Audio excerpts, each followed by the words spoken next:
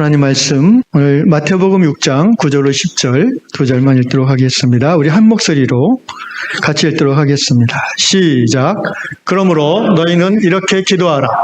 하늘에 계신 우리 아버지여, 이름이 거룩히 여김을 받으시오며 나라가 임하시오며 뜻이 하늘에 이루어진 것 같이 땅에서도 이루어지이다. 아멘. 예, 두 절까지만 읽겠습니다.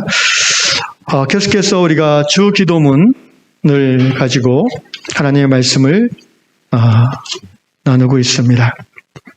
오늘은 주 기도문에 있어서 두 번째 강구하는 내용, 하나님 나라 임하소서. 우리가 주 기도문을 다 암송하고 있고 또 주 기도문을 날마다 기도하지만 그 의미 하나하나를 우리가 이해하고 특별히 우리의 기도에 적용한다 하면은 정말 우리의 기도가 굉장히 변화되고 풍성해질 줄로 믿습니다. 첫 번째 강구의 제목은 지난주에 나누었던 아버지의 이름이 높임을 받게 하옵소서, 하나님이 영광을 받게 하옵소서라는 의미였습니다. 그리고 그에 따른 주기도문의 모든 강구는 항상 우리가 강구하는 것으로 끝나는 것이 아니라 그 강구의 내용이 나의 삶 속에서 이루어지고자 하는 결단이 함께 포함되는 기도라고 말씀드렸습니다. 오늘 두 번째 강구의 제목도 마찬가지입니다.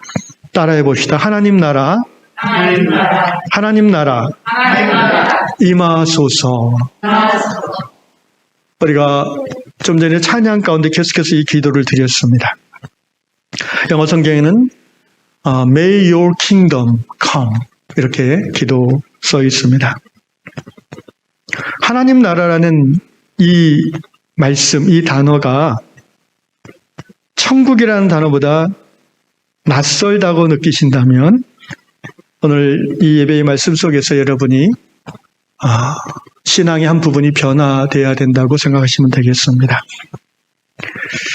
우리가 진정 예수님을 주 하나님으로 믿고 고백하고 사랑하고 따르는 사람이라면, 우리가 예수 그리스도의 제자라면, 우리가 하나님의 자녀라면 우리는 예수님이 평생 이 땅 위에서 행하시고자 했던, 추구하고자 했던, 이루시고자 했던 그것이 무엇인지를 알아야 됩니다.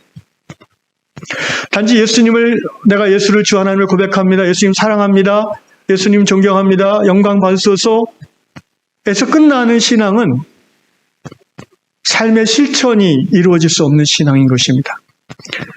예수님이 이 세상 사시는 동안 그토록 이루고자 했던 그 무엇이 있습니다.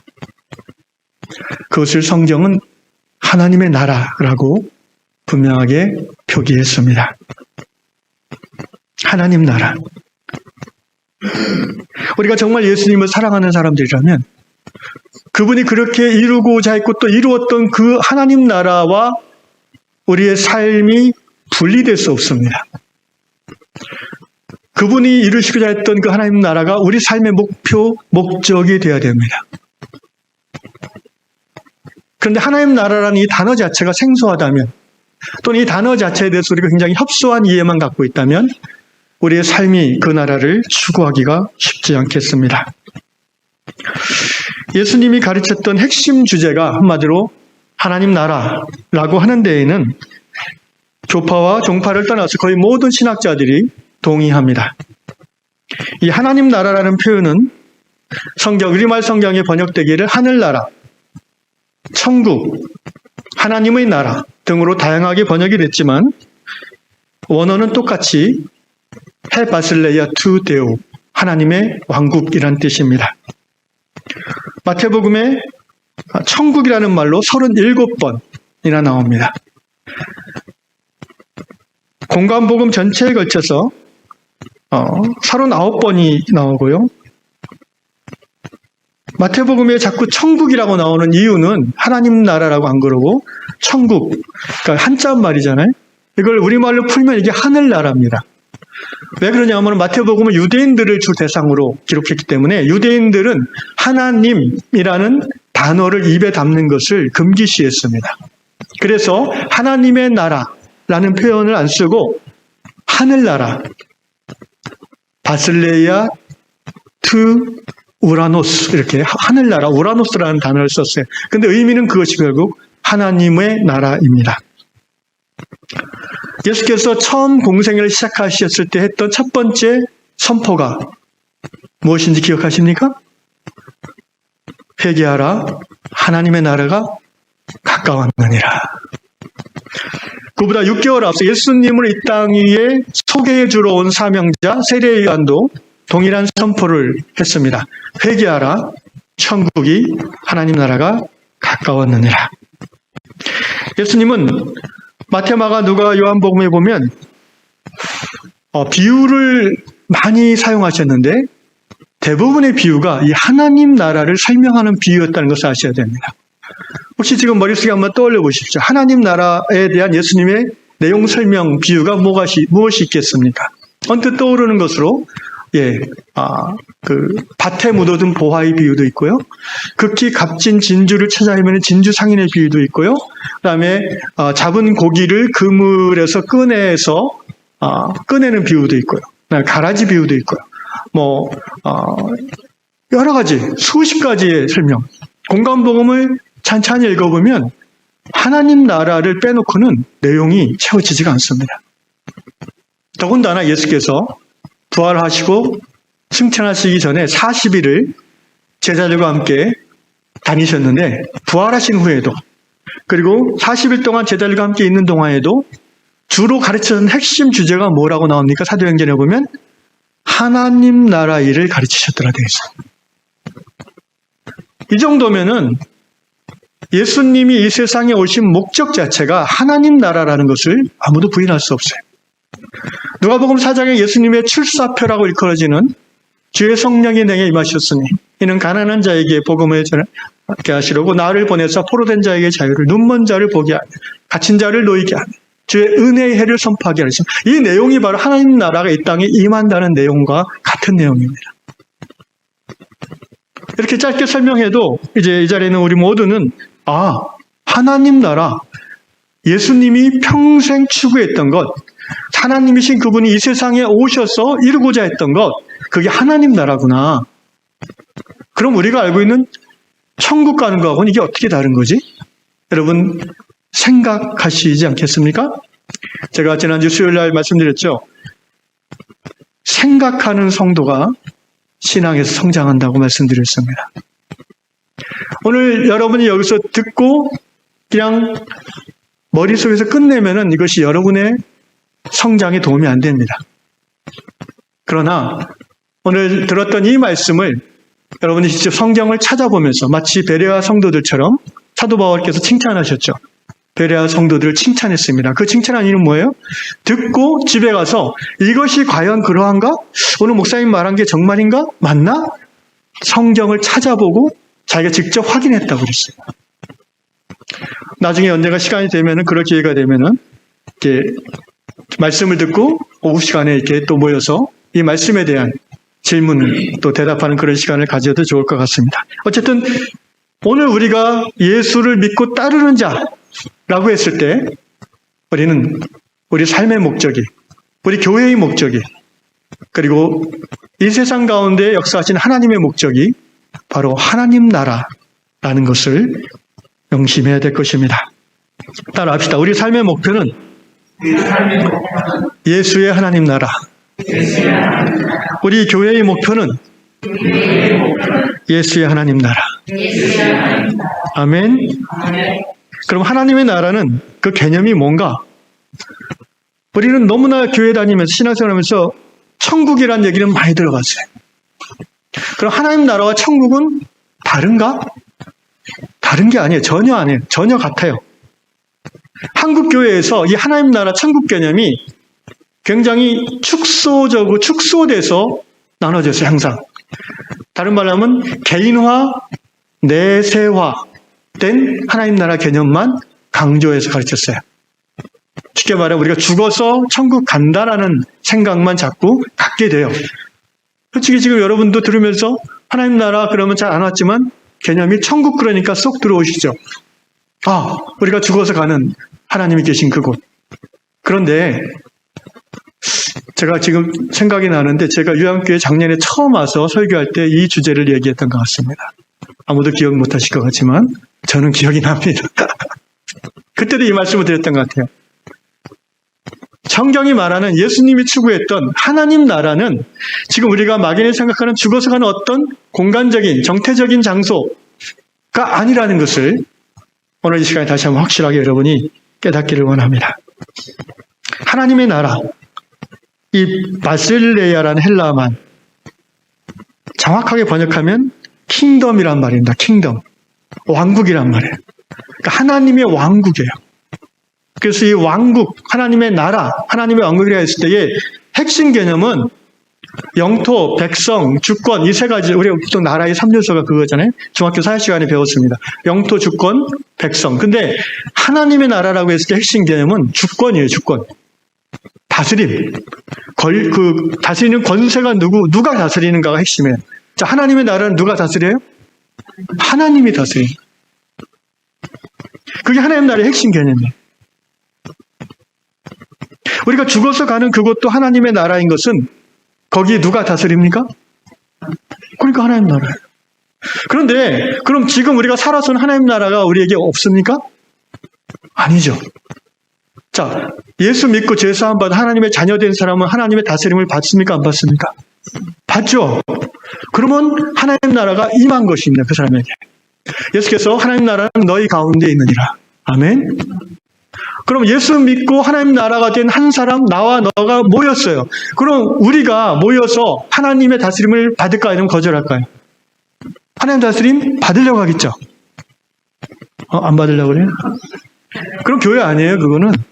그건 그냥 우리끼리 좋아서 모이는 거고, 교회는 하나님의 통치가 이 땅에서 이루어지는 모델이어야 돼요. 할렐루야. 그런 의미에서 하나님 나라가 이곳에 임한 것입니다. 우리가 주기도문을 가지고 기도할 때 아버지의 나라가, 하나님의 나라가 임하옵소서라고 기도하잖아요. 이제 그 의미를 여러분이 적어도 이해하시고 기도해야 됩니다. 그러면 하나님의 나라가 임하옵소서라는 기도에는 오늘 내 삶 속에서 예수의 다스림이 일어나기를 간구하는 거예요. 내 뜻대로, 내 마음대로, 내 욕망대로 사는 게 아니라 예수의 뜻대로. 아멘.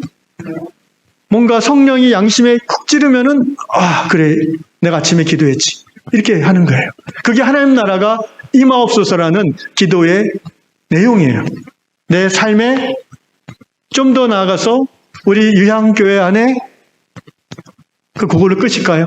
하나님 나라는 나 개인과 신앙 공동체 교회 안에서만 머물러야 되나요? 여러분, 하나님이 교회만의 하나님이에요? 아니면 온 세상의 하나님이에요?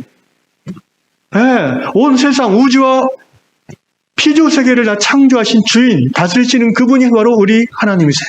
그렇다면 하나님의 나라, 하나님의 다스림은 나 개인과 신앙 공동체인 교회뿐 아니라 저 자연계, 인간 사회, 나라와 민족과 국가 그 모든 곳에 하나님의 통치가 임해야 될 줄로 믿습니다. 우리가 하나님 나라가 임하옵소서 기도할 때는 그 내용까지 포함되는 거예요. 그럼 구체적으로 하나님 나라가 개인과 교회는 다음에 또 얘기하고요. 우리가 사는 세상 가운데 하나님 나라가 임하옵소서라는 기도가 어떻게 이루어지는가, 어떻게 실천되어지는 것이, 어떻게 응답되어지는 것인가를 오늘 포커스에서 좀 나눠보고 싶어요. 자, 제가 유튜브에서 가끔 이제 보다 보면 이제 동물 프로그램을 자주 보게 되는데, 요새는 그걸 못 보겠어요. 사자가 소 잡아먹는 거를 못 보겠어요. 너무 가슴이 저려요. 나이가 들어서 그런가. 그리고 어떨 때는 또 들소를 잡아먹다가 사자가 죽어요. 다쳐서. 또 엊그저께는 사자가 치타를 죽이는 거예요. 옛날에는 그냥 별 생각 없이 가끔 재밌게 봤는데 요새는 그렇게 막 죽고 죽이는 거를 못 보겠어요. 마음이 저려요. 그리고 그런 생각을 해보게 됐어요. 로마서 우리 한번 찾아볼까요? 로마서 8장. 집에서 계신 분들도 한번 성경을 찾아주십시오. 로마서 8장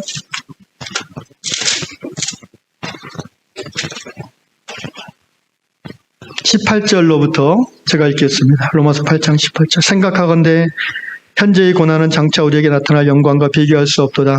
피조물이 고대하는 바는 하나님의 아들들이 나타나는 것이. 자, 여기 피조물, 하나님이 창조하신 모든 생명, 자연 포함해서 다 피조물이에요. 그러니까 돌, 강, 바다, 물고기, 사자, 사슴, 그리고 저 여러분 인간을 포함해서 다 피조물이에요. 이 피조물들이 간절히 고대해요. 뭘? 하나님의 아들들이, 하나님의 자녀들이 이 땅에 나타나길 고대해요. 왜 그런가 봅시다. 피조물이 허무한데 굴복하는 것은 자기 뜻이 아니요 오직 굴복하게 하시는 이로 말미암음이라. 그 바라는 것은 피조물도 썩어짐의 종노릇한 데서 해방되어 하나님의 자녀들의 영광의 자유에 이르는 것이니라. 피조물이 다 이제까지 함께 탄식하며 그로운이라고 되어 있습니다. 신음한다는 거죠. 함께 고통을 겪고 있는 것을 우리가 아느니라. 사자와 톰슨 가젤이 왜 서로 죽고 죽이지 않으면 안 될까요? 자연계뿐 아니라 우리 인간 세계로 돌아와 봅시다. 왜 우리는 나라와 나라끼리 자꾸 전쟁을 할까요? 왜 우리는 지금도 이스라엘 땅에 팔레스타인과 얼마 전에 이 평화협정이 다시 맺어졌겠지만 그렇게 죽고 죽일까요? 꼭 총을 들고 칼을 들고 싸우는 뿐 아니라 우리 인간 사회, 우리나라 내부를 봅시다. 지금 우리나라 20대 청년들, 여러분의 자녀들이에요. 최근 몇 년 사이에 이제 공정이란 가치에 굉장히 민감해졌습니다. 결국 20대들은 피해의식을 갖고 있는 거죠. 너무 살기가 힘들어진 거예요. 취직도 힘들고, 돈 모으기도 힘들고, 그러니까 이제 비트코인이나 이런 거 주식 자꾸 요새 영끌해서 주식한다 그런 얘기 난리잖아요. 자꾸 그리고 이제 우리 기성세대들은 젊은 사람들이 이렇게 착실하게 모을 생각 안 하고 한탕 생각만 한다고. 근데 그 말도 일리가 있지만 젊은 사람들 입장에서 생각해 보면은 티끌 모아 태산을 못 만드는 시대가 됐어요. 이제는 그죠? 부모한테 물려받지 않은 소위 은수저나 동수저라도 돼야 집이라도 칸칸 갖고 살지 서울에서 우리나라에서. 안 그러면 소망이 없는 거예요. 그러니까 이 친구들이 자꾸 이제 한탕하는 것을 생각할 수밖에 없는 거죠. 그 자체가 올바르다고 얘기할 수는 없지만 저는 이해가 가요. 무슨 말이냐면은 왜 이렇게 이 세상은 서로 물고 먹고 죽이고 죽이는, 그렇지 않으면 살아갈 수 없다고 생각하게 됐을까요? 하나님께서 아담과 하와를 지으신 후 그들이 타락하기 전에 에덴 동산은 그렇지 않았다고 성경은 말합니다. 그죠? 여러분, 타락 이전에는 사자도 풀을 먹었어요. 서로 다투지 않았어요, 사람들이. 하나님의 형상대로 지음받은 아담, 곧 인간은 하나님의 성품을 드러내면서 하나님의 피조세계를 하나님 대신해서 청지기, 관리했어요. 그런데 타락 이후에 인간이 죄와 인간의 욕망으로 말미암아 인간끼리 서로 죽이고 다툴 수밖에 없게 되었을 뿐 아니라 피조세계가 신음하게 됐어요. 매년 수억 마리의 닭, 오리, 돼지들이 강제로 살처분됩니다. 여러분, 그걸 뉴스에서 보면서 어떤 생각을 가지십니까? 또 우리는 어쩔 수 없이 먹을 때 또 그 생각은 안 하죠. 그거 하면 어떻게 고기가 입에 삼겹살이 들어오겠습니까? 근데 또 그게 현실이에요. 어떻게 서로가 서로를 죽이지 않고, 사람이 사람을 서로 해치지 않고, 사람과 동물이 서로 해치지 않고, 사자와 어린 양이 함께 뛰놀고, 어린이가 독사물에 손을 넣어도 해를 받지 않고, 곰과 어린아이가 함께 뛰어노는 그런 세상은 이루어지지 않을까? 라고 지금 여기 이 목사가 생각하는 게 아니라 이사야서 11장에 이사야 선지자가 그렇게 바람을 적어놨고 기도를 해놨어요. 그리고 그것을 가르쳐서 우리는 하나님 나라가 이 땅에 이루어진 모습이라고 성경은 말합니다. 그게 가능한 이유는 하나님이 직접 다스리는 세상이기 때문에 그래요.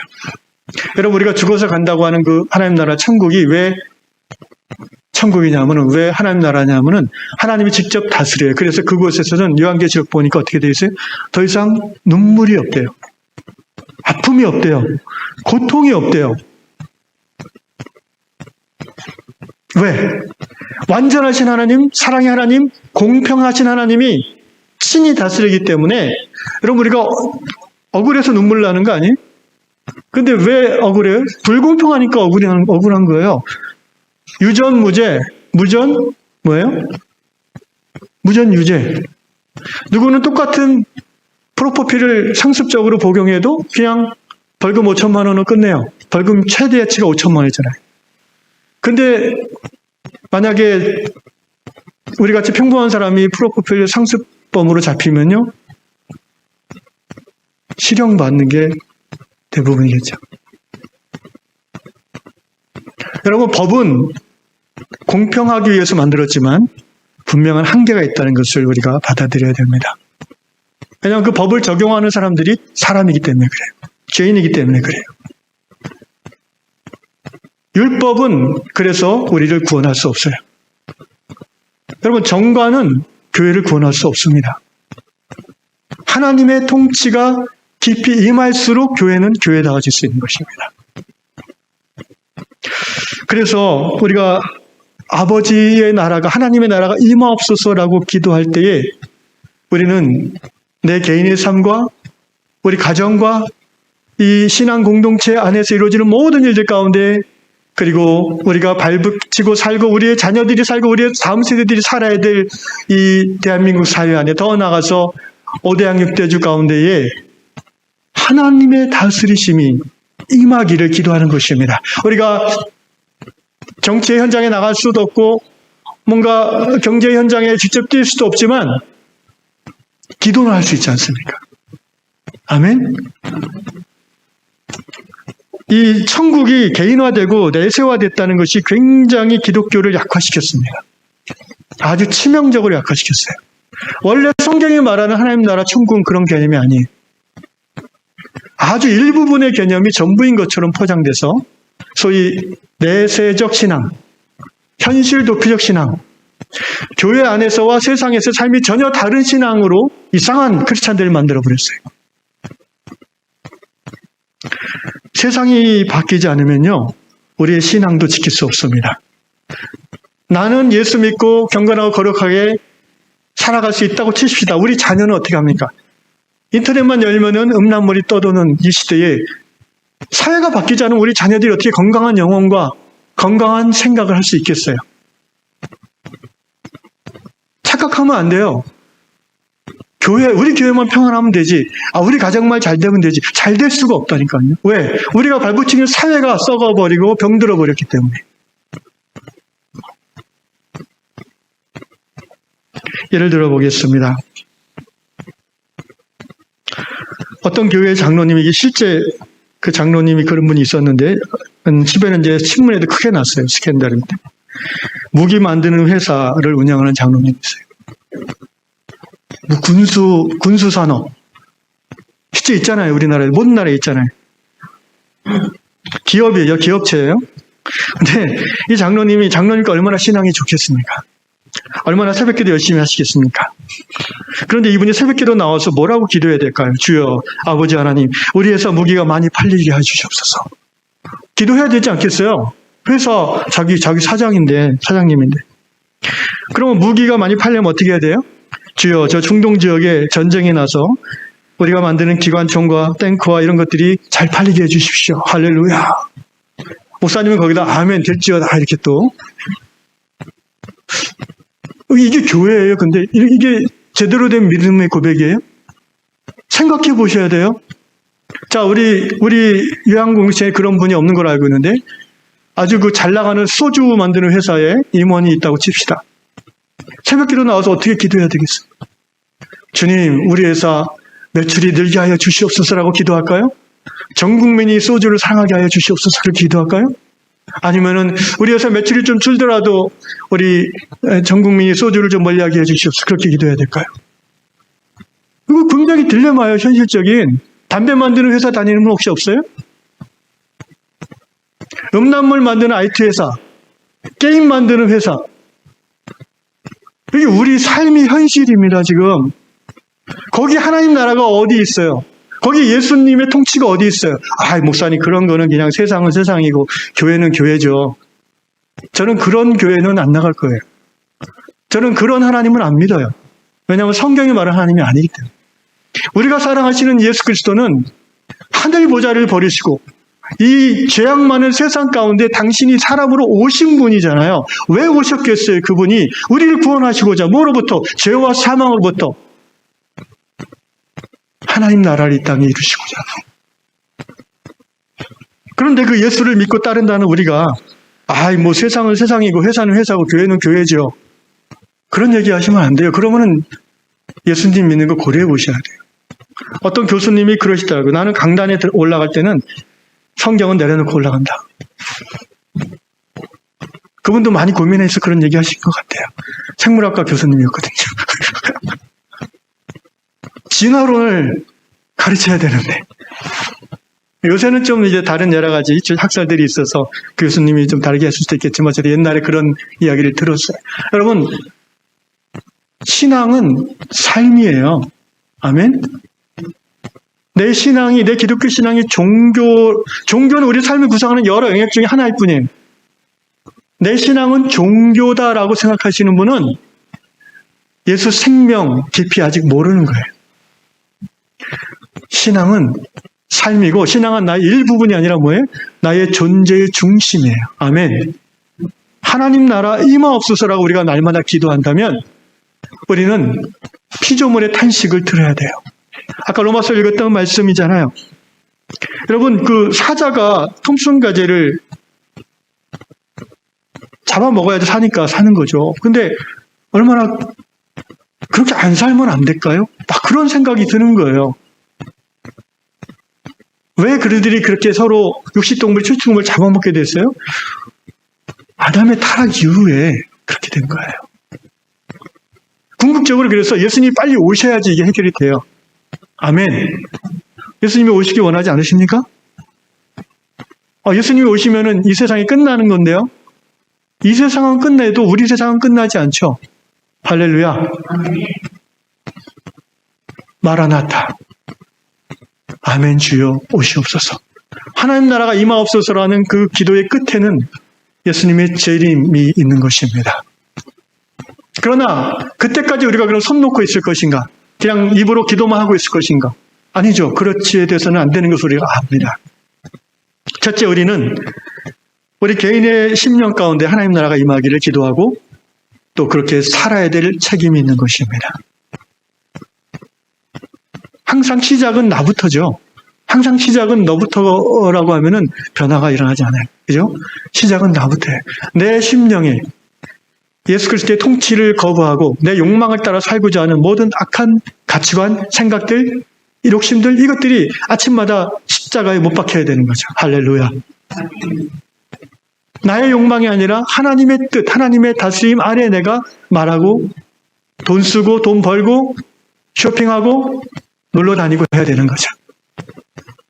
놀러 다닐 때는 예수님을 좀 두고 오시고 싶어요? 그럴 필요 없어요. 예수님이 쪼잔하신 분 아니에요. 예수님이 이 땅에 계신 동안 별명이 뭐예요? 먹기를 좋아하고 마시기를 탐하는 놈이로다. 이런 별명을 얻었잖아요. 바리새인들에게. 예수님이 이렇게 술 먹기를 좋아하고요. 심지어 예수님은요, 창녀들하고도 친했어요. 예수님을 따르던 많은 여인 중에 그 전직 언니들이 있어요. 그분들이. 근데 예수님은 그분들을 불쌍히 여기시고 그분들을 품으셨어요. 바리새인들은 비난했죠. 저주받을 사람들 이러면서. 예수님은 오히려 바리새인들을 독사에 꾸짖으시고 그분들을 품었어요. 세리들을 품었어요. 가난한 자, 병든 자, 눈먼 자,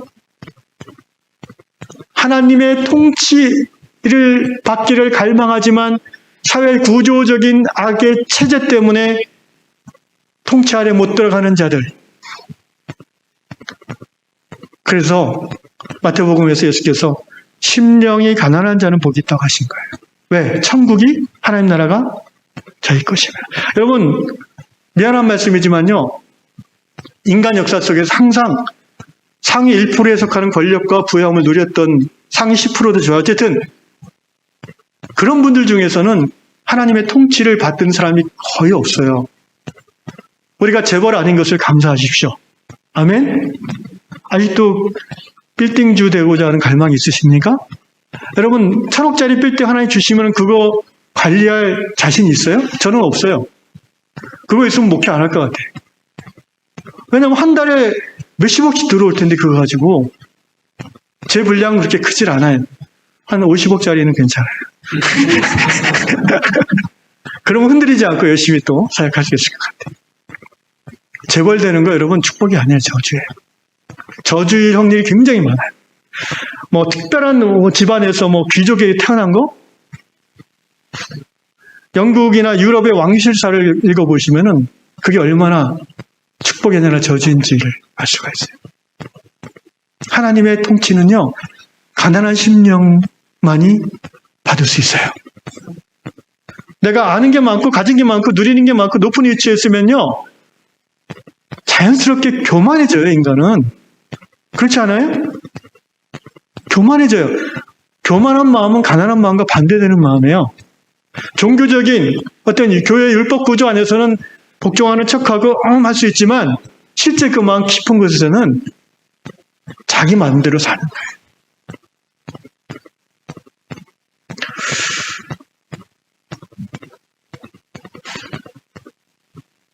하나님 나라가 개인과 교회 공동체와 세상 가운데 임했을 때의 모습은 어떤 모습일까요? 로마서 14장 17절에 제가 사랑하는 하나님의 말씀이 있습니다. 하나님의 나라는 먹는 것과 마시는 것이 아니요 오직 성령 안에서 의와 평화와 기쁨입니다. 하나님의 나라가, 하나님의 다스림이, 왕 중의 왕이신 예수님의 다스림을 내가 받아들이고 복종하고 순종할수록 내 삶에서 드러나는 현상은 첫째, righteousness, 의입니다. 이 의라는 말은요, 의롭다라는 우리가 세상에 사는 그런 의미를 포함하지만 그건 좀 작은 부분이고요. 의라는 말의 원뜻은 하나님 앞에 올바로 서 있다는 거예요.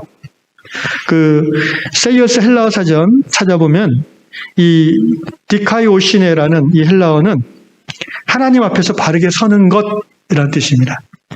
그게 이제 영어로는 보통 righteousness로 번역하고요. 그 다음에 justice는 또 다른 말이에요. 정의라는 번역은 달라요, 성경에서. 이 디카이오시네를 righteousness로 번역해요. 그래서 우리가 믿음으로 의롭게 된다. 아멘? 이 말은 뭐예요? 예수 믿음으로 하나님과 올바른 관계에 서게 된다는 거예요. 이제 이해가 되시죠? 네. By faith, 믿음으로 우리는 의롭다 인정받습니다. 그게 내가 의인이 됐다 그런 의미가 아니라 결과적으로 그렇게 삶으로 나타날 수 있지만 원래적인 의미는 하나님과 죄로 말미암아 어긋난 관계에 있는 사람, 하나님과 죄로 말미암아 불화했던 내가, 하나님의 원수되었던 내가 이제는 예수 믿음으로 십자가 부활의 복음을 믿음으로 죄 사함 받아서 하나님과 바른 관계에 서게 되었다. 하나님과 올바른 관계에 들어왔다라는 의미가 의인이 되었다는 말이에요. 그래서 예수님의 통치를 우리가 깊이 받아들일수록 우리는 더 의로워지는 거예요. 더 하나님 앞에 바로 서는 거예요. 더 하나님과의 관계에서 깊이 들어가는 거예요. 할렐루야. 기쁘잖아요, 그럼. 하나님과의 깊은 관계를 누린다는 게 얼마나 축복입니까? 거기서 오는 그 무한한 그 블레싱은 말로 표현할 수 없는 거예요. 쉽게 예를 들면 하나님과의 깊은 관계에 있는 사람은요, 하나님이 자신을 사랑함에 의심되지 않아요. 주 나를 사랑하시오니. 그게 의심되지 않아요. 어떤 상황에서도. 부도가 나도, 감옥에 들어가도 심지어 모든 주위 사람들이 자기를 비난해도 그 마음 깊은 곳에 나는 하나님 안에 있다. 하나님이 나를 사랑하신다. 나의 정체성의 근간에 I'm a child of God. 난 하나님의 자녀야라는, 사랑받는 자녀라는 그게 든든하기 때문에 다시 시작할 수 있는 거예요. 성령 안에서 하나님의 나라, 하나님의 통치가 임한 사람의 모습에 나타난 첫 번째는 righteousness입니다. 그리고 그런 사람의 삶 속에서는 자연스럽게 지금 얘기한 대로 평화가 임합니다. 삶이 나를 힘들게 할지라도 내 마음은 평화롭습니다라고 고백하는 거예요. 왜? 나와 함께 하신 하나님이 느껴지니까. 다윗이 고백한 대로 내가 항상 내 앞에 계신 줄을 바라보고 내 옆에 계신 줄을 손잡고 따라간다는 거예요. 다윗이 사울의 공격을 그 추적을 피해서 그 차량한 도망자 신세 가운데에서도 이렇게 고백했잖아요. 내가 항상 내 앞에 계신 줄을. 하나님이 내 앞에 계시다고 고백하는 거. 이게 의인이에요. 아멘. 하나님의 통치, 예수 다스림에 순종할수록 의로움이 깊어지고 그 결과는 어떤 상황에서도 샬롬, 피스를 누리는 거예요. 그리고 내 마음에 평화가 있을 때에 내 얼굴에 희락이 드러납니다.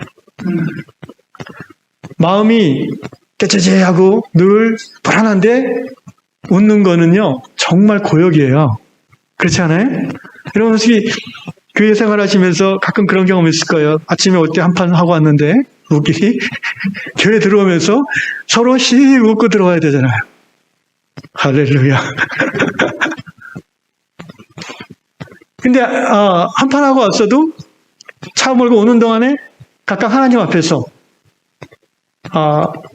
예수 성령의 다스림에 순종해서 회개하고 서로 화해하고 교회 문에 들어오면은 정말 평화와 기쁨이 저절로 우러나오는 거죠.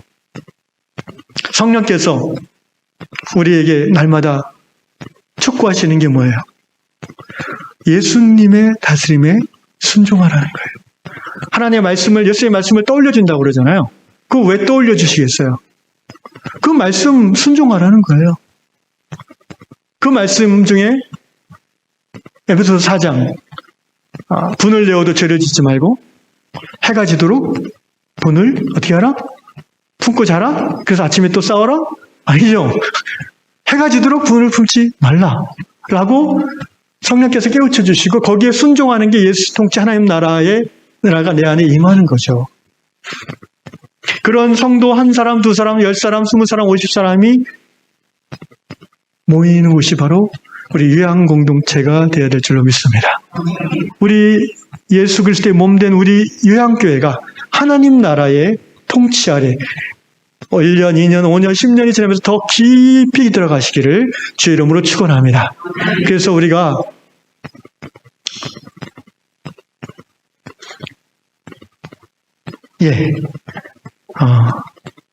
마지막으로 우리가 아침마다 하나님 나라가 임하옵소서라고 기도할 때 우리가 살고 있는 이 세상에 영역 속에 임한 하나님의 나라를 생각하시고 기도해야 됩니다. 이걸 이제 영역 선교라고 표현합니다.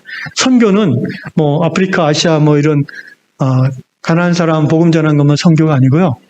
사회 선교, 문화 선교라는 개념이 있어요. 사회 선교가 뭐예요? 우리가 살고 있는 사회의 영역들 있잖아요. 정치, 경제, 언론, 스포츠, 문화, 예술. 사실 이게 추상적인 단어지만 실제잖아요. 우리가 그거 하루도 거기에서 벗어날 수 없어요. 그런데 그 영역들에서 지금 누가 다스려요? 하나님이 다스려요? 예수가 다스려요? 아니면 마귀가 다스려요? 냉정하게 생각해 보세요. 우리나라 청년들 문화 속에 누가 많이 다스려요? 예수님이에요? 사탄이에요? 그걸 알면 우리가 왜 가만히 있어요? 기도해야 되잖아요.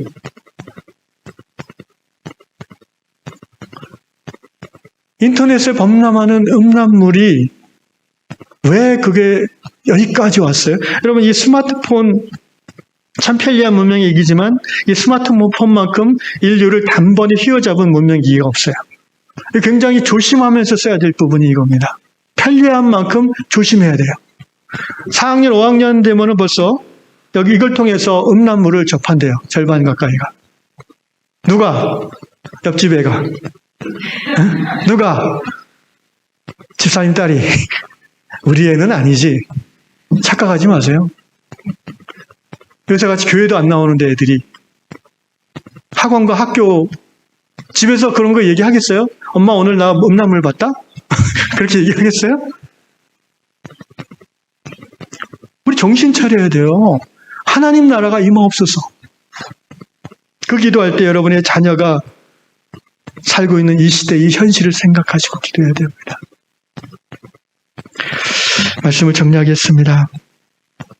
주기도문을 가지고 계속해서 말씀을 나누고 있습니다. 하늘에 계신 우리 아버지, 아버지의 이름이 거룩히 여김을 받으옵소서. 아버지의 나라가 임하옵소서. 오늘 하루 내 삶에, 우리 가정에, 우리 위안 공동체에, 내가 다니는 회사와 직장에, 그리고 우리나라 이민족 정치 영역에, 또 정치 얘기하니까 갑자기 막 확 올라오는데 참고, 경제 영역에, 문화의 영역에 임하옵소서. 그렇게 기도함으로 하나님 나라를 이 땅에 이뤄가는 위안 공동체 되시기를 주의 이름으로 축원합니다.